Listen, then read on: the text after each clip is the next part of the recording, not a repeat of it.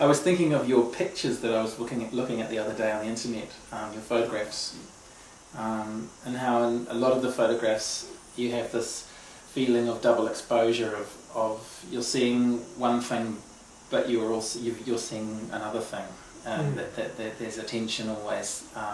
There's always you said something about humanimals before, and I was thinking, well, there's that lovely sort of doubleness and I feel that you do that with objects too. You kind of animate, or there's a sense of almost an animism in some of your photography of things that are almost coming to a creature-like state, or there's always creatures in your world.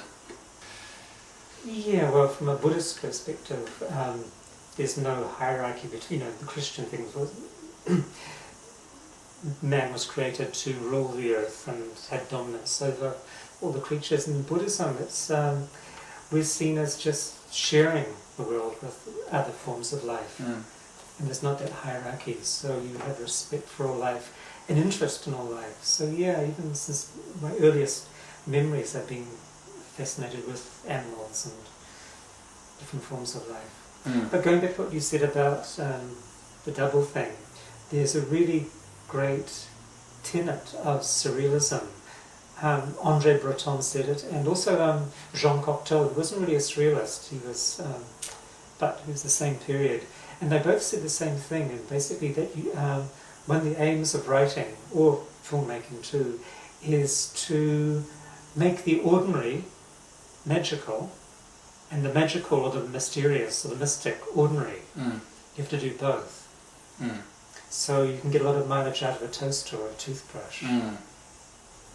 Well, tell me a little bit about the sort of punk thing. I was fortunate that just when I turned 19, I sold my little Morris Minor, and I went overseas, and I spent time in Italy, which was wonderful. It was very liberating just to be Kiwi in Italy, and travelling around Italy by myself.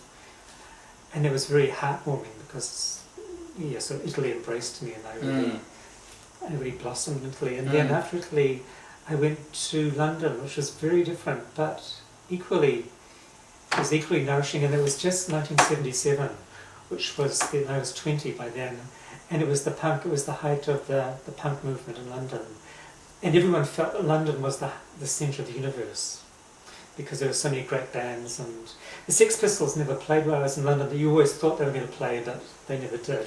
So there's always this air of expectancy that maybe the Sex Pistols would play.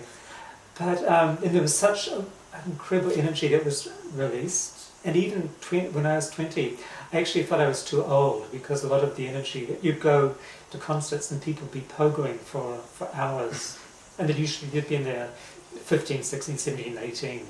So, but I got a lot from just being part of that. And bands like the Buzzcocks, Peter Shelley is a great writer and a great writer of love songs. So, and the Clash were starting to perform at that stage. So there was also a political aspect about punk, and it wasn't just purely negative. It was really, in a strange way, there was a lot of positive energy behind the negative. But anyway, so when I came back to New Zealand in '78, really fired up after being in London, and we started the play in the punk spirit. No one could play their instruments. It was in a collection of writers and painters and of friends, school friends, and again it was very repressive political climate back in New Zealand. It was the beginning of the Muldoon years, I think. So it was both political. I was writing very political lyrics, and there was a big theatrical element. We had the Snoids, which were 3 backing vocalists who wore costumes, and so it was... Did you know at that stage, I mean, you were doing all this kind of punk stuff and performance stuff, did you know at that stage that you were going to be a writer?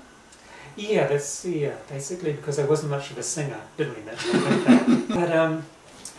But the good thing about the play was that some of the artists fell away, and I fell away in the end, and younger musicians joined, and the play changed into the Whiz Kids, and then Don McClashin joined.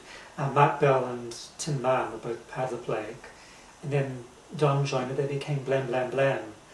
who really fulfilled, they were a great band of the early 80s, and they fulfilled what we'd actually set out to do musically but couldn't, because he wasn't that skilled. Because Don McGlashan could play the guitar. And the drums, he was a drummer at that stage, yeah. Right, he was the drummer of Blam Blam Blam, wasn't he? And one of the songs that was actually from a cabaret group that we had a little bit later called Inside Information was There Is No Depression in New Zealand, which became a #1 hit. Yeah, yeah. And still has a fond place in many people's hearts for a certain generation. So a lot of people just basically know me as a lyricist for There Is No Depression in New Zealand, which was written at the height of the Muldoon era.